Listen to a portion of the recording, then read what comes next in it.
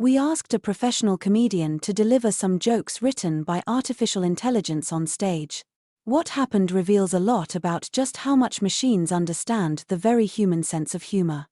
Karen Hobbs was more nervous than usual before this particular gig. A well-known circuit comedian, she's accustomed to the UK's often bruising stand-up comedy scene. It's eclectic, unpredictable, and famously short on pity laughs. Hobbs has tackled some of the most unforgiving rooms in Britain, from major London theatres to the backrooms of rural pubs. She has even triumphed within the dreaded competition circuit, in which a merciless audience votes in a gladiatorial popularity contest for the funniest gags. But this Thursday night in late June, above the Covent Garden Social Club bar in central London, Hobbs was about to attempt something totally new. She would take to the stage equipped not with her usual material, but with a stand-up set written for her by the AI platform ChatGPT.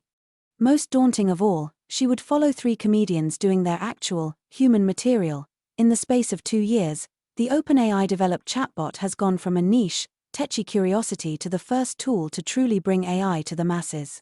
As AI entered the mainstream, it's already terrorized teachers and universities. Stolen jobs from freelance copywriters and even flooded social media with low-effort and sometimes unsettling content. Some experts warn of a potential AI-driven apocalypse as machines improve to the point they can truly outperform human beings, a hypothetical technology known as artificial general intelligence, AGI. Others doubt AI will ever even approach that point. But when it comes to art, it's debatable whether or not generative AI, by its nature, can be truly creative. Large language models, LLMs, like ChatGPT work by processing billions of lines of text scraped from the internet and other sources, unpacking the patterns and relationships between words and sentences. Using that data, AI generates responses that are, statistically, the most likely answer to a given prompt. That means these AI tools can only replicate information that already exists in some form, though it can result in never-before-seen combinations of ideas. Whether that counts as creativity is a philosophical question, one currently without a satisfying answer. To understand whether AI tools can really demonstrate humor, Alison Powell, an associate professor of communications at the London School of Economics who studies AI's influence on our media, insists that we must first ask ourselves a question: how do jokes work? Powell herself cut her teeth in Improved Comedy, a scene that is arguably more brutal still than the world of stand-up. In Improved, there is no room for planning, and the comedian has nothing but their instinctive response to an audience. You might assume comedians have little to worry about if AI is so fundamentally derivative, but there are major secondary risks for creatives. Comedians should be concerned about data theft and regurgitation, because many of the generative AI tools, especially ChatGPT, are being trained on content on the internet, Powell says. This means people's writing and creativity are acquired from the internet without permission. But pilfering jokes in itself isn't the only worry. As AI improves, so too might its ability to compete. This would be a concern for a young comedian because if they get better at telling jokes, the models get better, she says. OpenAI has been mired in controversy for its alleged use of copyrighted content taken from behind paywalls to train its ChatGPT algorithms. Back in April, 8 national U.S. newspapers led by the New York Times banded together to sue the company, who they accused of purloining millions of dollars worth of intellectual property. OpenAI did not respond to the BBC's request for comment, but the company maintains its processing of copywritten material constitutes fair use. One way that AI can tell jokes is to do what any 5-year-old does: repeat a successful joke that they have heard, or try to make an obvious variation of it, says Les Carr, a professor of web science at the University of Southampton, who dabbles in stand-up comedy in his spare time. So, comedians, who have spent the last 5 years putting more and more of their content on TikTok, Instagram, and YouTube to gain a following, should be concerned about OpenAI and Google and Facebook stealing their work in the same way that authors and artists are. For Carr, a central concern is that AI will benefit from the way we tend to use the internet. Jokes are something that people love to share on the internet or on social media, and so it is very difficult to say where a chatbot joke came from. Did it make it up, or did it just repeat it off of a comedy forum, on Reddit? The jokes of the future. When Hobbs prompted the AI to generate the set for her, she ran into a strange problem. ChatGPT defaulted to writing in the voice of a male comedian, joking about impatience with its apparently shopping-obsessed girlfriend.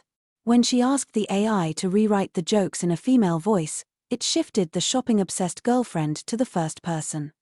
The gags ChatGPT produced for Hobbs lean into crude, lazy stereotypes around millennial women. My social life, it's booming. If, by booming, you mean my best friend is a potted plant named Wilson, the AI wrote. The joke is cliched one-liner, as the AI meshes the vague idea that young women enjoy pot plants alongside the odd reference to the Tom Hanks film Cast Away, with his volleyball friend Wilson.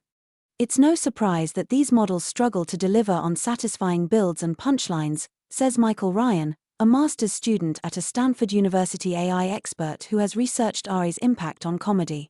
A well-done stand-up bit can lead the audience through a funny story all the way to a hilarious punchline, he says. The whole time the comedian knew exactly where he or she was going with the joke and brought the audience there. ChatGPT and its brethren don't have the ability to process that kind of information. Unlike a human comedian, AI can't adapt in real time, at least not the AI tools currently available to the public.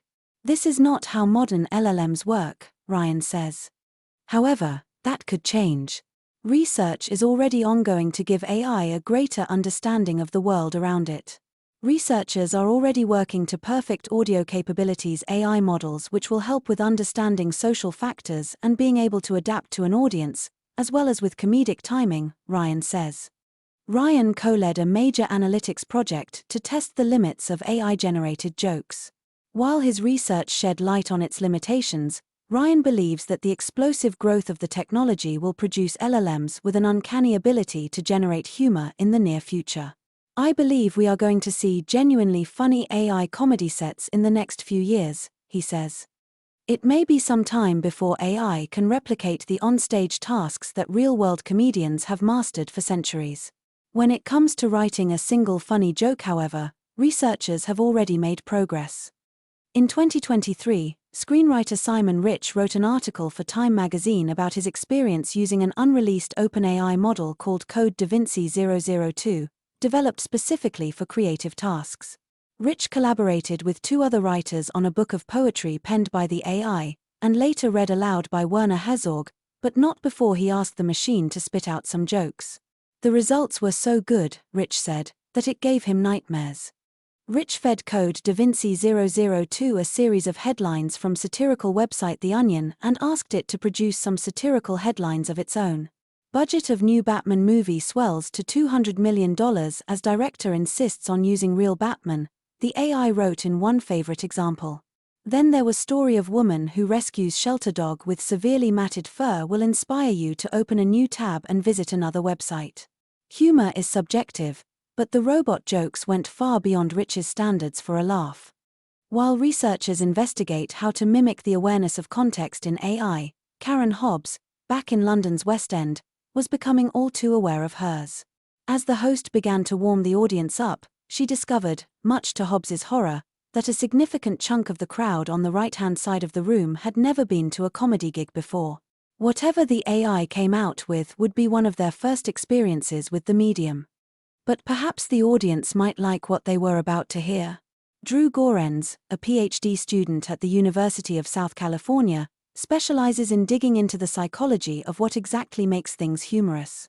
Quite literally, he's in the business of explaining why the joke is funny. Please welcome the algorithm to the stage. For Powell, the pursuit of digitizing comedy is as futile as it is impractical and unethical. Developing generative AI models requires huge amounts of energy and expense, and it would probably be cheaper, more interesting, and produce way more surprises to invest in young comedians, and in cultural production rather than trying to invest the resources necessary to do the work computationally.